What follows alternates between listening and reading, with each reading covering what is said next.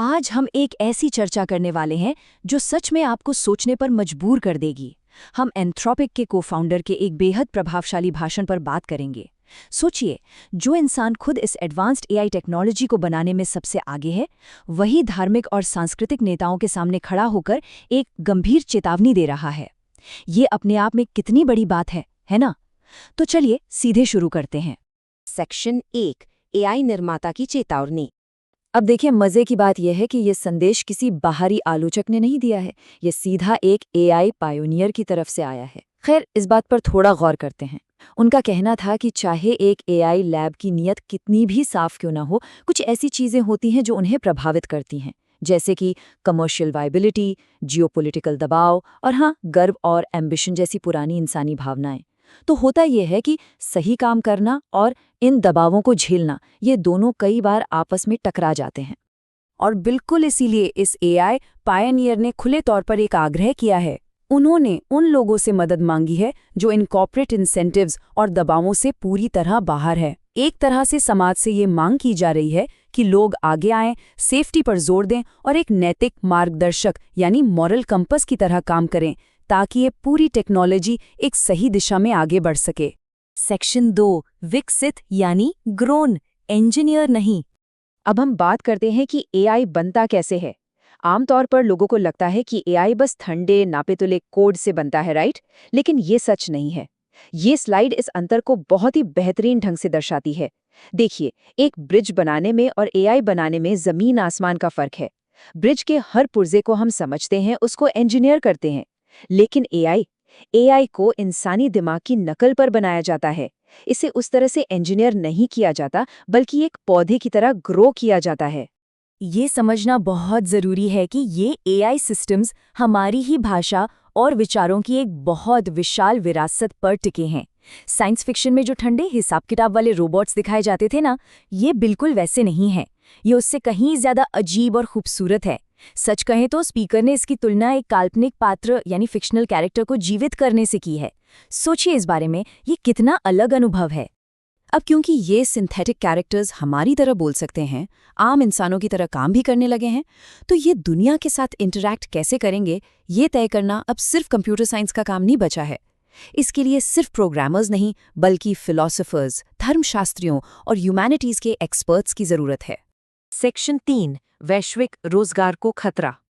यहाँ से हम इस चर्चा में उन 3 सबसे बड़ी चेतावनियों पर आते हैं जो मानवता के सामने हैं। पहली चिंता ये है कि एआई बहुत बड़े पैमाने पर लोगों को उनके रोजगार से हटा देगा। और ध्यान देने वाली बात यह है कि इसका विकास अभी सिर्फ कुछ अमीर देशों तक ही सीमित है।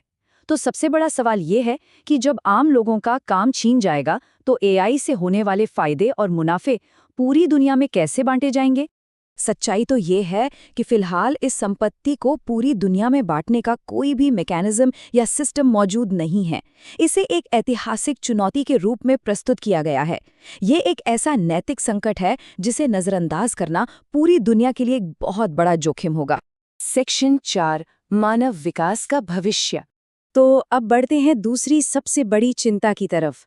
असल मुद्दा ये है कि समाज इस बात को लेकर काफी घबराया हुआ है कि एआई का हमारी आम जिंदगी पर क्या असर होगा। और हैरत की बात यह है कि एआई लैब्स खुद इसका जवाब नहीं जानती। वो ये नहीं बता सकती कि इस टेक्नोलॉजी का बच्चों के दिमाग पर, परिवारों पर या मानव श्रम के लंबे भविष्य पर क्या असर पड़ेगा। हमारी दुनिया आगे कैसे फलेगी फूलेगी, ये जवाब हमें आसानी से किसी कंप्यूटर कोड में नहीं मिलने वाले। और इसीलिए इस भाषण में सांस्कृतिक और धार्मिक नेताओं से एक खास गुजारिश की गई है। उनसे आग्रह किया गया है कि वे अपनी हजारों साल पुरानी नैतिक समझ और परंपराओं को इतिहास के इस बिल्कुल नए दौर में लेकर आएं। इस इतने बड़े और नए बदलाव को समझने के लिए हमें सच में अपनी पुरानी परंपराओं की उस गहरी समझ की सख्त आवश्यकता है। सेक्शन 5 एआई मॉडल्स का रहस्य।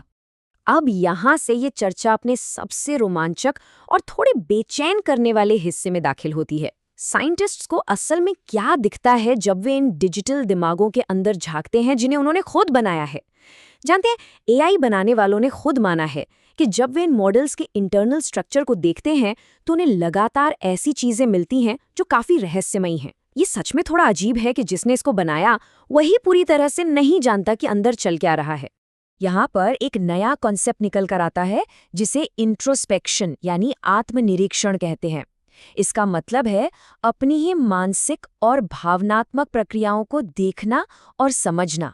हैरत की बात यह है कि इन मॉडल्स का इंटरनल आर्किटेक्चर बिल्कुल ह्यूमन न्यूरोसाइंस के रिजल्ट्स की नकल कर रहा है। एआई सिस्टम्स के अंदर अपनी खुद की इंटरनल प्रोसेसेस को ऑब्जर्व करने के सबूत मिल रहे हैं।